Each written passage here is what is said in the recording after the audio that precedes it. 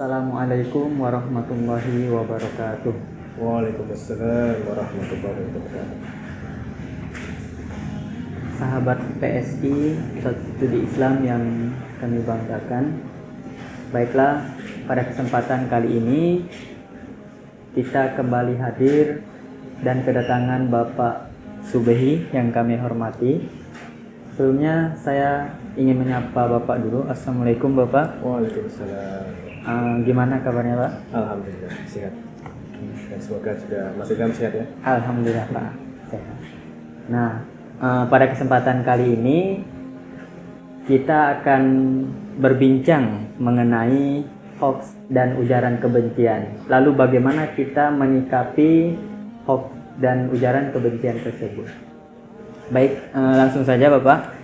Ada beberapa pertanyaan yang ingin saya sampaikan kepada Bapak.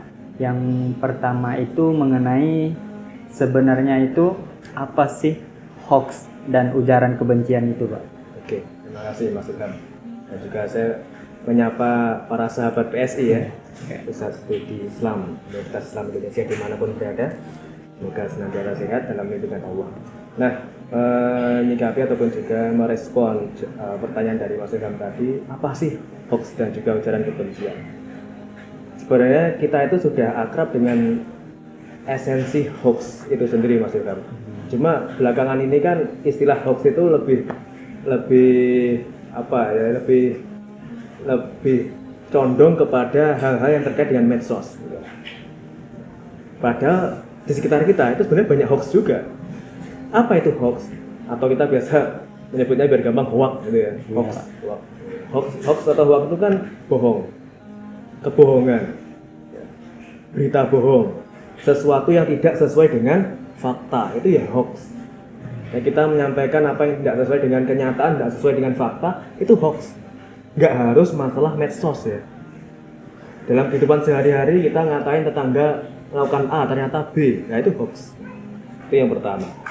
Yang kedua, kalau kita nyinggung masalah ujaran kebencian, ini pasti juga erat kaitannya dengan yang namanya medsos ya. Ujaran kebencian itu adalah apa yang kita kirimkan, tuliskan, atau komentari di media sosial atau media digital apapun platformnya, dan itu dirasa tidak nyaman bagi orang lain atau kelompok lain. Itu namanya ujaran kebencian. Nah, itu Mas. Berarti itu antara hoax dan ujaran kebencian apakah ada kaitannya, Pak? Antara hoax dan ujaran kebencian ada kaitannya. Kenapa demikian? Karena kadangkali orang itu kalau sudah benci dengan orang lain atau kelompok lain, maka dia akan menebarkan hoax untuk menjatuhkan kelompok itu. Padahal ini kan nggak boleh ya. Di Al-Maidah itu jelas dinyatakan Allah SWT melarang jangan sampai kebencianmu terhadap satu kaum menyebabmu berbuat tidak adil. Nah itu, jangan sampai kita itu wah saya udah gak suka sama Mas Ilham nih, nanti Mas Ilham mau ngapain aja pasti saya akan menghujat, pasti akan saya berlaku gak adil, pasti pandangan saya nyinyir lah Mas Ilham. Meskipun Mas Ilham ini ngajinya bagus ya, kuliahnya IP-nya tinggi, tapi ya bagi saya itu pasti itu nyontek. Nah pasti dulu ketika kuliah tidak jujur. Nah itu berarti kan sudah ada kebencian, lalu kemudian memicu untuk mengeluarkan hoax atau kebohongan gitu. Lalu Pak, pertanyaan selanjutnya, bagaimana sih dalil atau pandangan Al-Quran terhadap hoax dan ujaran kebencian ini? Ya. Dalil ya sebenarnya banyak sekali Mas, entah di Quran maupun hadis ya, sunnah yang melarang kita untuk menebarkan kebohongan atau hoax. Bagaimana yang paling terkenal aja lah Mas ya, kalau kita rinci satu persatu waktunya nggak cukup ini nanti ya, nggak ada yang nonton nanti. Nah, kita tahu bahwasanya Rasulullah SAW suatu ketika beliau bersabda, sangat terkenal sekali hadis ini ya, ayatul munafiqi salasa. Tanda-tanda atau ciri-ciri orang munafik itu ada 3. Idza hadatsa kadzaba, wa idza wa'ada akhlafa, wa idza tumina khona. Yang pertama adalah jika berbicara berdusta. Ya. Ketika berjanji mengingkari, dan ketika dipercaya berkhianat. Nah, yang pertama itu kan yang paling ada kelindahannya, ada hubungannya dengan larangan hoax. Jika bicara berdusta, kalau kita udah bicara nggak sesuai kenyataan, dusta, nah ini hoax. Ya memang saja di masa Nabi dulu belum ada medsos ya. Saya yakin kalau udah ada medsos pasti Rasulullah akan bersabda yang kontekstual, yang sesuai dengan kondisi medsos itu sendiri atau dunia digital itu sendiri. Nah kan itu kita menuliskan komentar, kita posting sesuatu, kita mengirim sesuatu di media digital, apapun itu kan bagian dari hadasa, kan? Berkata kan. Meskipun kata kerjanya nggak sama, tapi yang sama aja itu ya. Kita berkomentar kan, atau mengirimkan sesuatu kan bagian dari berbicara, tapi kadzaba, berdusta. Nah itu mas.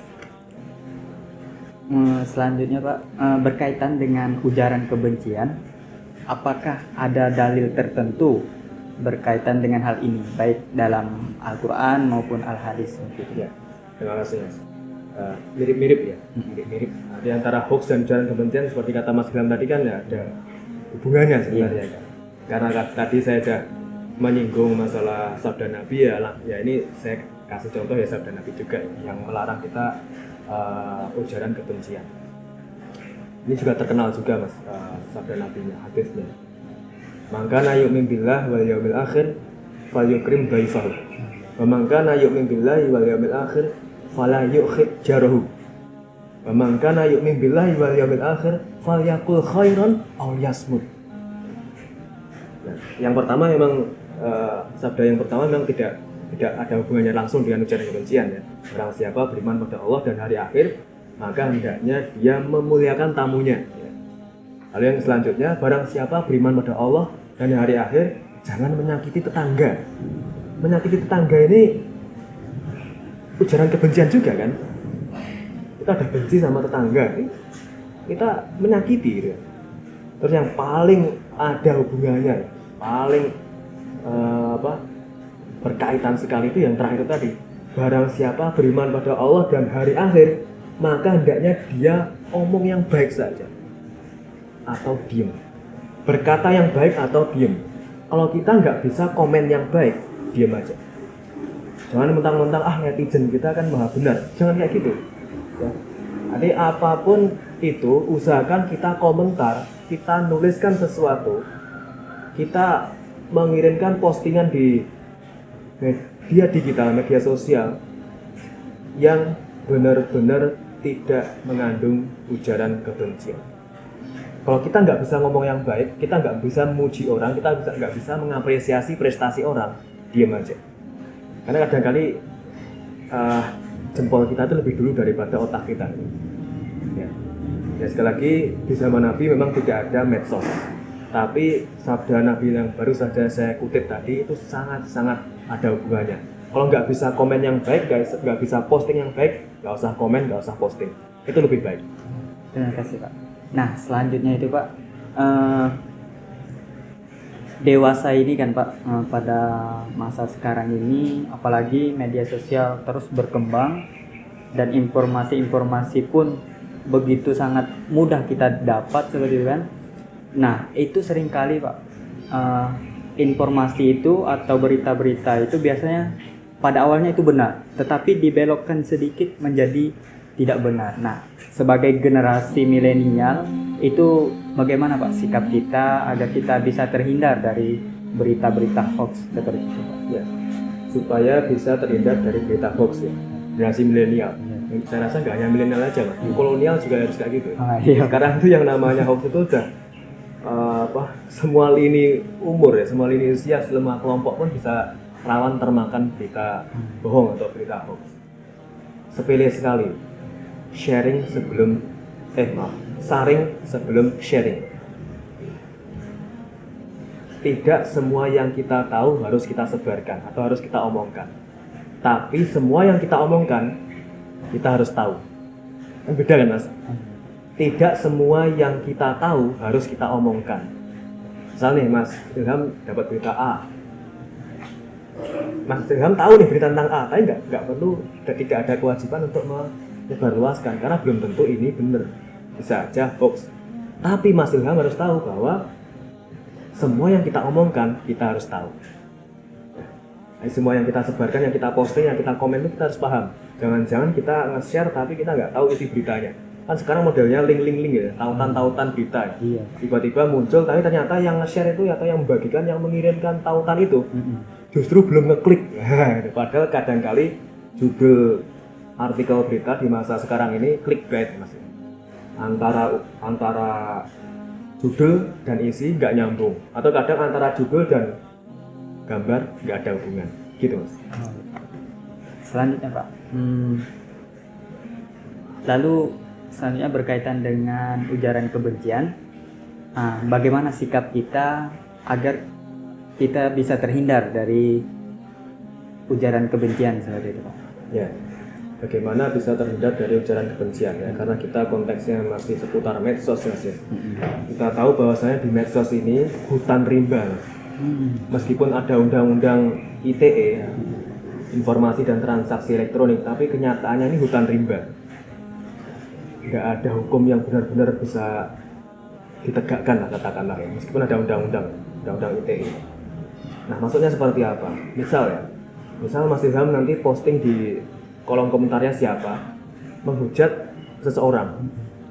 Terus Mas Ilham sadar, wah nanti kalau saya menghujat ini banyak yang nggak terima nih. Nah, Mas Ilham langsung menghapus komentar itu.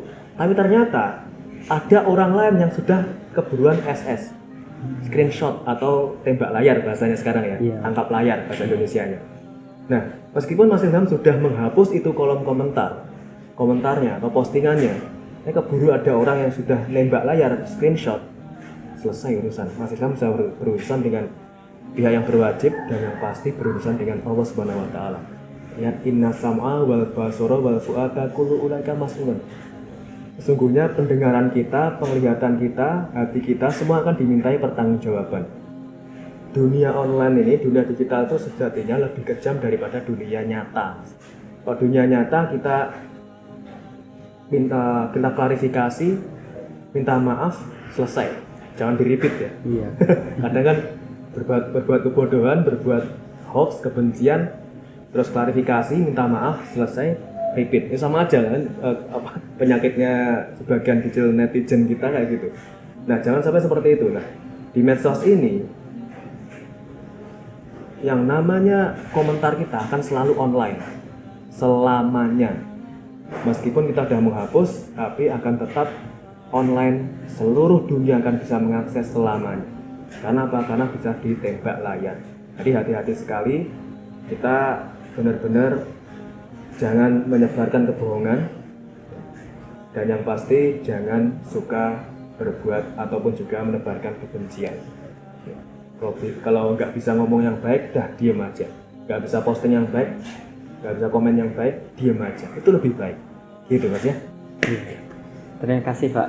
Terakhir mungkin pesan untuk kita sebagai pengguna media sosial khususnya dan kepada masyarakat umumnya seperti Pak. Pesan agar kita bisa istilahnya terhindar lah dari hoax maupun ujaran kebencian. Ya, singkat aja Mas Ilham dan juga para pemirsa dimanapun berada, bahwasanya kita harus memiliki akhlak medsosial. Ini bukan website mata baru enggak ya? Iya Pak. Ini maksudnya adalah bagaimana kita dalam bermedsos ini harus memiliki akhlak. Jangan sampai media sosial yang sebenarnya tujuannya kan ya sesuai dengan namanya ya, sesuai dengan istilahnya. Media sosial, sosial itu kan hubungan antara manusia satu dengan manusia lainnya. Tujuannya apa? Supaya antara manusia itu bisa saling komunikasi dengan teman SMA atau teman SD atau teman SMP yang lama nggak ketemu, bisa ketemu kembali di medsos. Apapun bentuk medsosnya. Nah, seharusnya itu bisa jadi ajang silaturahim, bukan malah menebarkan kebohongan ataupun juga membuat kebencian. Jadi gunakan medsos sebijak-bijaknya. Gunakan untuk menyambung silaturahim, menebarkan komunikasi yang baik. Jangan hal-hal yang negatif. Kita harus memiliki akhlak medsosial yang baik. Gitu Mas ya. Iya. Baik, terima kasih Bapak atas ilmunya yang sudah diberikan kepada kita dan kepada seluruh sahabat Pusat Studi Islam Universitas Islam Indonesia. Sekali lagi kami ucapkan terima kasih Pak atas ilmunya. Mungkin cukup sekian. Saya Ilham Akbar. Saya akhiri. Wassalamualaikum warahmatullahi wabarakatuh.